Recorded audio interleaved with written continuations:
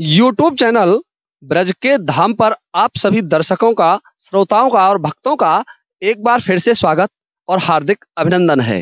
श्रोताओं, आज हमें ज्ञात हुआ हम ये संत महात्माओं की तपोस्थली में पधारे हुए हैं और यहाँ संत महात्माओं से हमें ज्ञात हुआ कि इसी क्षेत्र में एक सतयुग का बहुत प्राचीन कुआं यहाँ मौजूद है और उस कुआं को हम खोजते हुए आखिरकार उस क्षेत्र में आ पहुंचे हैं जहां वह सतयुग का कुआं विराजमान है। आज भी सतयुग के देखिए, आप सोचिए कितने समय से वो कुआं यहाँ मौजूद है और हम उस कुआं को खोजते हुए चल रहे हैं। वैसे यहाँ जब हमने पुरातत्व विभाग के अनुसार जानकारियां ली तो हमें ज्ञात हुआ कि आप इधर देखिए, ये कितने ऊंचे रेत के टीले हैं। इन टीलों को जब खुदाई की गई इन टीलों की, तो खुदाई में वह कुआं निकला था और इसी क्षेत्र में है। आगे हम चल रहे हैं उस कुआं की तरफ। देखिए दर्शकों, बड़ा दुर्गम क्षेत्र है वैसे ये, और यहाँ से ऐसा प्रतीत होता है कि यहाँ प्राचीन समय में कोई सभ्यता पनपी हो। वैसे यहाँ संत महात्माओं के अनुसार हमें ज्ञात हुआ है कि वह कुआं बहुत पुराना सतयुग से आज तक यहाँ मौजूद है और हम उसी कुआं को खोजते हुए चल रहे हैं। देखते हैं, देखिए ये ऊंचे ऊंचे रेत के टीले हैं और झाड़ियां। यहाँ ये वनों से आच्छादित क्षेत्र है और चारों तरफ पहाड़ ही पहाड़ों से आच्छादित ये क्षेत्र जहाँ स्थित है सतयुग का कुआं। और हम उस कुआं को खोजते हुए चल रहे हैं और खोजेंगे उस कुआं को। देखेंगे, हमें बताया गया था यहाँ तपस्यारत संतों के द्वारा कि यही वो क्षेत्र है जहां वह सतयुग का कुआं मौजूद है। देखिए दर्शकों, यहाँ गायों की संख्या बहुतायत में है। हमें यहाँ गाय दिखाई दे रही हैं। देखिए आप, इधर भी गाय है, इधर भी गाय है। और अब हम और आगे बढ़ते हैं। आइए, देखो इधर चारों तरफ से रेत दिखाई दे रही होगी आपको। कितने ऊंचे ऊंचे रेत के टीले हैं और उन टीलों में जब खुदाई की गई तो उस खुदाई के दौरान एक कुआं निकला था। इसकी ऊंचाई देख सकते हैं आप, कम से कम 20 फीट से ज्यादा ऊंचा है। और पीछे की तरफ देखें तो 100 फुट से ऊंचा रेत का टीला है और उस टीले की खुदाई के दौरान यहाँ एक कुआं निकला। और यहाँ के दर्शकों के अनुसार, महात्माओं के अनुसार, और यहाँ जो कुछ रहने वाले हैं तपस्वी संत, उनके अनुसार वह कुआं सतयुग का है। तो आइए दर्शकों, हम उस कुआं की तरफ चल रहे हैं और देखते हैं उस कुआं को जो सतयुग से आज तक यहाँ मौजूद है। आखिरकार फाइनली हम उस जगह पर आ गए हैं जहां सतयुग का कुआं मौजूद है। तो आइए दर्शकों, आज मैं आपको उस पावन कुआं के दर्शन कराता हूं जो शायद सबसे प्राचीन कुआं है और यहाँ रेत के टीलों की खुदाई में मिला था। आइए, यहाँ देखिए चारों तरफ संत महात्माओं के आश्रम मौजूद हैं, उनके दर्शन भी कराऊंगा मैं आपको। लेकिन पहले मैं इस सतयुग के कुआं के दर्शन आपको कराता हूँ। ये सतयुग का कुआं है और यहाँ रहने वाले संत महात्माओं ने इसका जीर्णोद्धार कराया था, इसको बनवाया था, इसकी रिपेयरिंग कराई गई थी दोबारा से। ये प्राचीन समय का कुआं, केवल इसका यहाँ नमूना मात्र निकला था कि यहाँ कुआं है और इसका निर्माण जो पुरानी ईंटें होती है उन ईंटों से किया गया। और इस कुआं को जब ये टीले खोदे गए, इधर देखिए कितने, मैं बता रहा था, इधर दिखाइए रेत के टीले चारों तरफ है और इन टीलों की खुदाई में ये कुआं निकला था और संतों ने इस कुआं की रिपेयरिंग कराई। और देखते हैं, इस कुआं के हम पास आ गए हैं फाइनली। इस पर ये चकुलिया लगी हुई है, इससे संत महात्मा पानी पीते थे। फाइनली इस कुआं को हम देखते हैं तो इसकी गहराई तो हमें दिखाई नहीं दे रही है, काफी अंधेरा है इसके अंदर। ये कुआं सतयुग से आज तक यहाँ मौजूद है, प्राचीन समय का सबसे पुराना एक नमूना है। हम सतयुग के कुआं के ऊपर खड़े हुए हैं। ये सतयुग का कुआं है और हमारे साथ प्रसिद्ध संत बाबा राधे श्याम दास जी मौजूद हैं, जो इस क्षेत्र के बहुत बड़े विशेषज्ञ हैं, यहाँ के बारे में जानते हैं। यही उनका आश्रम है, वो यहाँ तपस्या करते रहते हैं।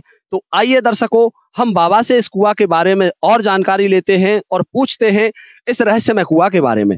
बाबा, इस कुआं को सतयुग का कुआं कहा जाता है, तो क्यों कहा जाता है सतयुग का कुआं? हाँ, जय श्री राधे, राधे राधे। साथियों, आप जो देख रहे हैं ये सतयुग का कुआं है और ये जो पहाड़ देख रहे हैं, इसमें कटते करते करते ये सतयुग का कुआं निकला था। हमारे संत महापुरुषों ने इसको रिपेयरिंग कर दिया और पीने लायक ये बना लिया।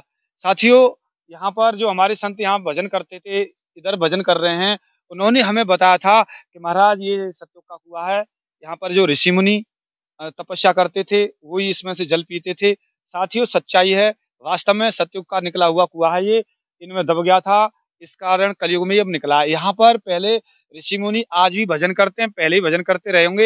ये पहाड़ है, आज भी यहाँ कंदरा में भजन करते हैं, गाय चरती है, नित्य गाय चरती है। चारों तरफ दिव्य भयंकर जंगल है, चारों तरफ गाय चरती, देख रहे हैं आप, पहाड़ देख रहे हो, ऊपर कुटिया देख रहे हैं, वहां भी संत भजन करते हैं। ऐसे ही सतयुग में भजन करते थे। यहाँ है, ये संत भजन कर रहे हैं, यहाँ पर इधर भी भजन कर रहे हैं, इधर भी है। साथियों, चारों तरफ भजन कर रहे हैं और इधर लाकर यहाँ भी भजन कर रहे हैं। ये आश्रम है, इधर ये चारों तरफ भजन कर रहे हैं। तो ऐसे ही सतयुग, त्रेता, द्वापर और कलयुग तक साथियों यहाँ पर संत हमेशा से हमेशा तक भजन करते रहे हैं। और यहाँ ही कुआं था, यही उनकी कुटिया थी, आज की तरह ऐसे पहले थी। साथियों, यही है सतयुग का कुआं, जिसकी बड़ी महिमा है। इसका जल पीने से आज भी रोग दूर हो जाते हैं। और इसमें अब तो शायद पता नहीं नीचा पानी हो गया, इतना गहरा है, मुझे तो दिखाई भी नहीं दे रहा, बहुत गहरा पानी है और पता ही नहीं चल रहा है।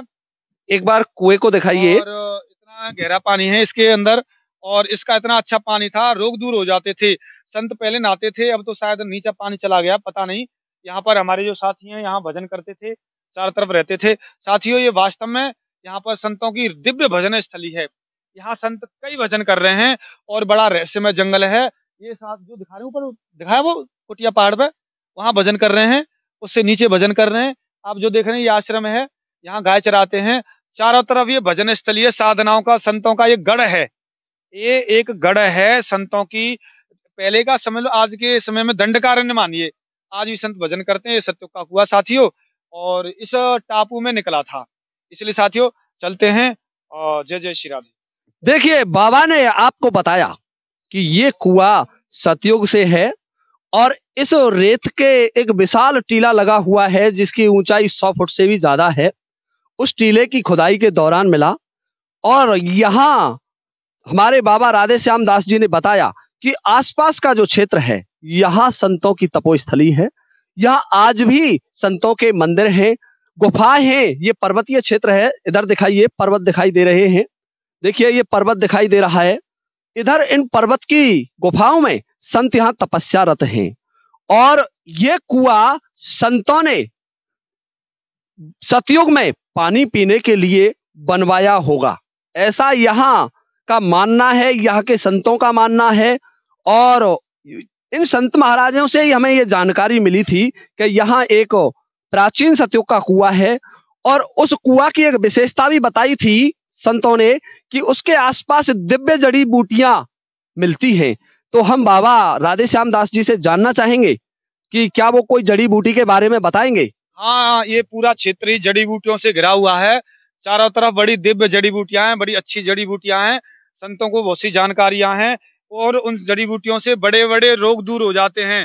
साथियों, किसी को पता नहीं, संजीवनी भी है लेकिन उसकी जानकारी नहीं है। देखिए, मैं बता देता हूँ, ये जो जड़ी बूटी देख रहे हैं आप सामने, जो देख रहे हैं, देखिए बाबा जड़ी बूटियों की तरफ ले चल रहे हैं। ये जो देख रहे हैं पियावासा है और इसकी खांसी की दवाई है। इसको खांसी सही हो जाती है, एकदम जबरदस्त दवाई है। साथियों, एक और बड़ी गहरी रहस्य बताऊंगा। यहाँ पर संत हमारे जो ऋषि मुनि हैं, यहाँ पर पानी पीकर और जड़ी बूटी खाकर ही रहते हैं जंगलों में। आप जो देख रहे हैं, ये जो जड़ी बूटी बड़ी जबरदस्त जड़ी बूटी है, इसको गोखरू कहते हैं।